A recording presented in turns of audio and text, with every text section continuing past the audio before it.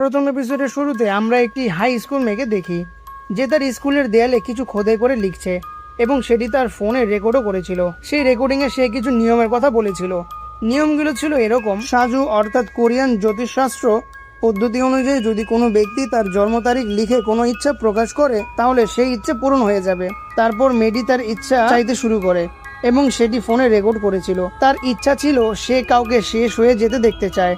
তারা একাধিক ছিল, অর্থাৎ সে একাধিক মানুষকে শেষ করার ইচ্ছা পোষণ করেছিল। তারপর সে একটি কাটার দিয়ে নিজের গলা কেটে ফেলে এবং অতিরিক্ত রক্তক্ষরণে সে মারা যায়।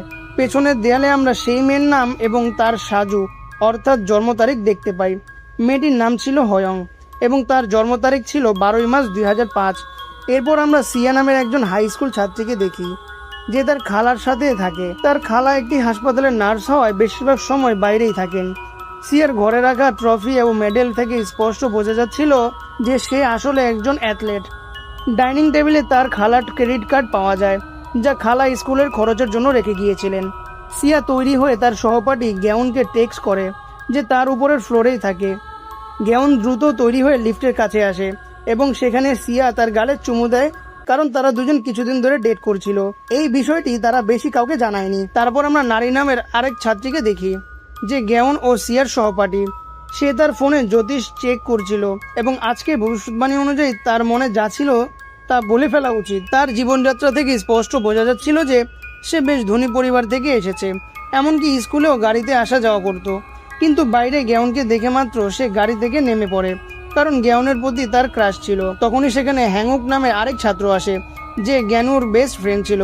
সিয়া ও হ্যাংউক একে অপরের ভাই বোনের মতো, মানে সিয়া হ্যাংউককে ইশারায় বলে যাতে সে নারীর সামনে ফাঁস করে দেয় যে গ্যাউন ও সিয়া ডেট করছে। হ্যাংউক ঠিকই তাই করে এবং পরোক্ষভাবে এই কথাটি ফাঁস হয়ে যায়। ক্লাসরুমে আমরা হাজুন নামের একটি ছেলেকে দেখি। সিয়া, গ্যানু, নারী, হ্যাংউক ও হাজুন এরা সবাই একই বন্ধু গোষ্ঠীর অংশ এবং দীর্ঘদিনের ভালো বন্ধু। হাজুন সিয়াকে ভালোবাসে এবং এই কথা হ্যাংউকের জানা ছিল। হ্যাংউক হাজুনকে পরিষ্কার করতে গিয়ে বলতে চায় যে গ্যানু ও সিয়া ডেট করছে, কিন্তু শিক্ষক এসে পড়ায় সে আর বলতে পারে না। শিক্ষক শেষ পরীক্ষার নম্বর ঘোষণা করেন। পুরো শহরে গণিতে 100 নম্বর পাওয়া মাত্র 2 জন ছাত্র, তাদের ক্লাস থেকেই হাজুন এবং হ্যাংউক। হাজুন স্মার্ট হওয়ায় তার 100% পাওয়া স্বাভাবিক, কিন্তু হ্যাংউক পড়াশোনায় একেবারেই দুর্বল ছিল। তবুও সে 100 নম্বর স্কোর করেছে। শিক্ষক স্পষ্ট বলেন যে পরীক্ষার নকলের কোনো সুযোগই ছিল না। ঠিক তখনই হ্যাংউকের ফোনে গিরিগো নামের একটি অ্যাপের নোটিফিকেশন আসে। তার ইচ্ছা পূরণ হয়ে গিয়েছে। রিসেস টাইমে পুরো গ্রুপ হ্যাংউককে জিজ্ঞেস করে সে গণিতে 100 নম্বর কিভাবে পেল। তখন সে তাদের জানায় যে সে গিরিগো নামের একটি অ্যাপের কথা জানতে পেরেছিল। সেখানে জন্ম তারিখ লিখে মনের ইচ্ছা রেকর্ড করে পাঠিয়ে দিলে সে ইচ্ছে পূরণ হয়ে যায়, তবে পূর্ণ মন থেকে চাইতে হয়। কেউ তার কথা বিশ্বাস না করলেও সে সবার ফোনে অ্যাপটির লিঙ্ক পাঠিয়ে দেয়, কারণ অ্যাপটি খুঁজে পাওয়া সম্ভব ছিল না। অ্যাপে একটি 24 ঘন্টার মতো টাইমার শুরু হয়ে গিয়েছিল এবং হ্যাংউক ভাবে এটা হয়তো পরের ইচ্ছা হওয়ার জন্য অপেক্ষার সময়। নারী ও সিয়া হ্যাংউকের জন্মদিনের পার্টি নিয়ে আলোচনা করছিল, কিন্তু নারী হ্যাংউক সম্পর্কে খারাপ কথা বলেছিল। সিয়া তাকে চুপ করিয়ে দেয়, কারণ নিচের সিঁড়িতে হ্যাংউক দাঁড়িয়েছিল এবং সব শুনে ফেলেছিল। তারপর সে খুবই কষ্ট পায়। পরের ক্লাসরুমে নারী শুধু গ্যাংউককে দেখতে থাকে। এটা সিয়ার একদমই ভালো লাগে না। এর মধ্যে একটি মহিলাকে দেখানো হয় যে পাথর দিয়ে একটি টাওয়ার বানাচ্ছে। সেখান থেকে একটি সাদা সাপ বেরিয়ে আসে। মহিলাটি তার স্বামীকে বলেন যে একজন অতিথি আসতে চলেছে। স্বামী জিজ্ঞেস করেন সে ভালো অতিথি নাকি খারাপ, ছুরি বের করবেন কি? মহিলা বললেন জানি না, তবে প্রস্তুত থাকতে হবে। মনে হচ্ছিল এই দম্পতি এমন কিছু জানেন যা বাকিদের জানা নেই। স্কুলের পরে সিয়া long jump, high jump, 100 meter দৌড়, ম্যারাথন ইত্যাদিতে দারুণ পারফর্ম করেছিল, কিন্তু গ্যানুক ভালো করতে পারছিল না, কারণ গত বছরের ডিসকোয়ালিফিকেশনের ভয় তার মনে ছিল। সিয়া তাকে বোঝায় যে প্র্যাকটিসকে প্র্যাকটিস হিসেবে নিতে, ম্যাচ হিসেবে নয়। কোচ সিয়াকে জানায় যে সে ন্যাশনালের জন্য নির্বাচিত হয়েছে। এতে সিয়া খুবই খুশি হয়। কোচও জানেন যে গ্যানু ও সিয়ার ডেটিং সম্পর্কে তিনি জানেন। রাতে হ্যাংউক বাইরে গেলে জানালার একটি বিড়াল টোকা দিয়ে চলে যায়। তখন ফোন এসে শুনতে পায় গ্যানুক, নারী ও সিয়া কনফারেন্সে তার সম্পর্কে খারাপ কথা বলেছে এবং তার জন্মদিনের পার্টি মিস করার কথা বলেছে। কিন্তু হঠাৎ কল কেটে যায়। সে সিয়াকে কল করার চেষ্টা করে, কিন্তু সিয়ার ফোন তো ব্যাগের লকারে ছিল। সে কখনো কলই করেনি, অর্থাৎ সেই কনফারেন্স কলটি আদৌ হয়নি। বাড়ি ফিরে সিয়া গ্যানুকের 39টি মিস কল দেখে, কিন্তু সে ন্যাশনাল নির্বাচনের আনন্দে বন্ধুকে কল ব্যাক করতে ভুলে যায়। সে গ্যানুককে বাড়িতে খেতে ডাকে। নারী ফেক আইডি বানিয়ে ক্লাবে ঢোকে, কারণ সে 18 বছরের কম বয়সী। হাজুন হ্যাংউকের ল্যাপটপে পুরো গ্রুপের ছবি দেখে এবং মনে পড়ে হ্যাংউক কতটা কষ্ট পাচ্ছিল। সে গিরিং অ্যাপ ডাউনলোড করতে গিয়ে সিয়াকে পাওয়ার ইচ্ছে পোষণ করতে যাচ্ছিল, কিন্তু বোনের ফোন আসায় সে বেঁচে যায়। সিয়া হ্যাংউককে কল করে জানায় সে আগামীকাল প্র্যাকটিসের কারণে পার্টিতে আসতে পারবে না। হ্যাংউক কল কেটে দেয় এবং নিশ্চিত হয়ে যায় যে সিয়াই আগে কল করেছিল, কিন্তু আমরা জানি সেই কলটি অন্য কেউ করেছে। যে কেউ এই কাজ করেছিল সে চেয়েছিল হ্যাংউক মনে করুক তার বন্ধুরা তার পার্টিতে আসবে না। সিয়াকে মন খারাপ দেখে জ্ঞানুক তাকে হাসাতে গিরিকো অ্যাপে ইচ্ছা রেকর্ড করতে পাঠায়। সিয়ার প্র্যাকটিস ক্যান্সেল হয়ে যায়, এটা সে মজা করেছিল। পরের দিন সকালে জ্ঞানুক ও সিয়া স্কুলে গেলে দেখে হ্যাংউক ক্লাসে ঘুমাচ্ছে, কিন্তু সিয়ার লক্ষ্য করে যে সে আসলে জেগে আছে এবং তার পেছনের বেঞ্চের দিকে তাকিয়ে আছে। সে গতকাল সন্ধ্যা থেকে সেখানেই ছিল, বাড়িতে যায়নি। তার ফোনের টাইমারের মাত্র 2 মিনিট বাকি। শিক্ষক এলে হ্যাংউকের ফোনের নোটিফিকেশন শব্দ হয়। শিক্ষক তাকে উঠতে বলে এবং সে ওঠে না। হাজুন ও জ্ঞানুক তাকে উঠাতে গেলে হঠাৎ তার কিছু হতে শুরু করে। একটু পরে সে উঠে ব্যাগ থেকে একটি কাটার বের করে হাওয়ায় ঘোরাতে শুরু করে। জ্ঞানু থামাতে গেলে হ্যাংউক তাকে দূরে ছুড়ে দেয়।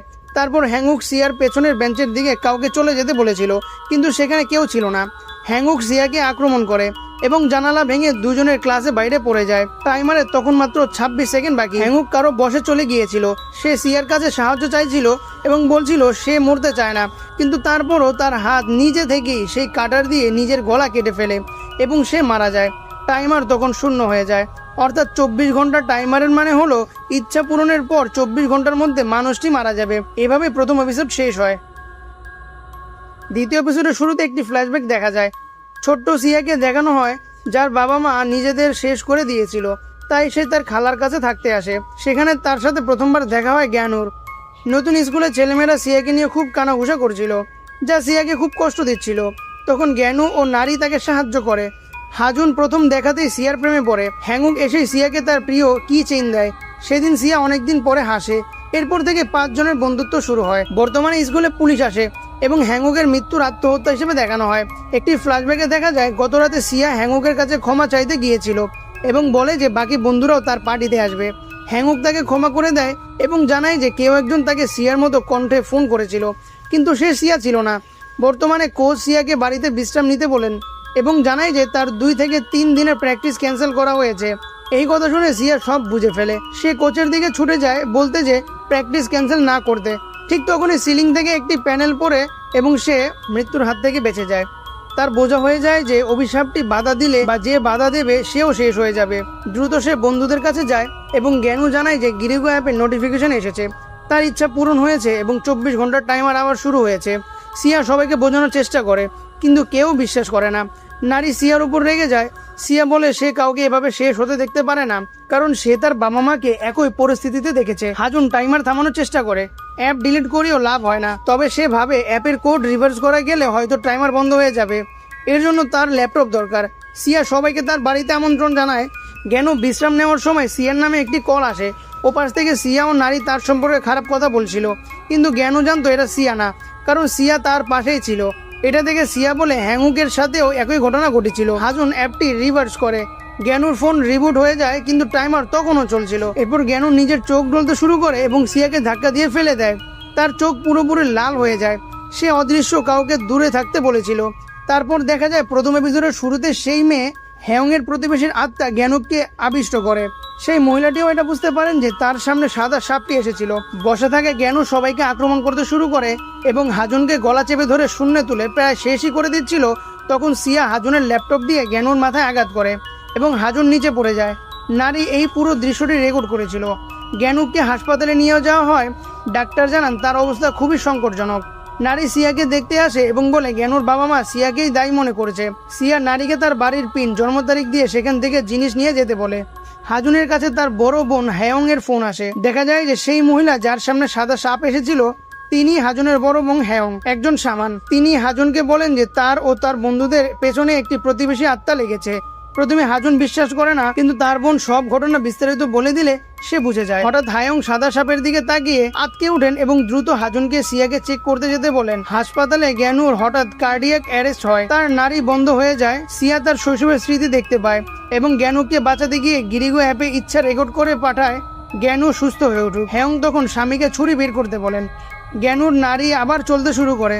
ততক্ষণে হাজুন সিয়ার কাছে পৌঁছে যায়। সিয়া তাকে বলে শ্রেণীকক্ষে হ্যাংকের মৃত্যুর সময় জ্ঞানু যখন আক্রমণ করেছিল উভয় সময় একটি অদৃশ্য শক্তি ছিল, তাই সে জ্ঞানুর সুস্থতার ইচ্ছা পোষণ করেছে, যাতে জ্ঞানু সেই অদৃশ্য শক্তিকে দেখতে পারে এবং বোঝা যায় এসব কেন হচ্ছে। নারী সিয়ার বাড়িতে জ্ঞানুর ফোন চেক করতে চলে যায় এবং সে দেখে তার নিজের ফোনেও একটি টাইমার চলেছে। নারীও হয়তো এই অ্যাপসের মধ্যে কোনো ইচ্ছা চেয়েছে, প্রায় 22 ঘন্টা বাকি, কিন্তু তখন সে দেখে জ্ঞানুর ফোনের টাইমার বন্ধ হয়ে যায়। এভাবে দ্বিতীয় এপিসোড শেষ হয়। পরের এপিসোডগুলো দেখতে চাইলে অবশ্যই কমেন্ট করে জানাবেন।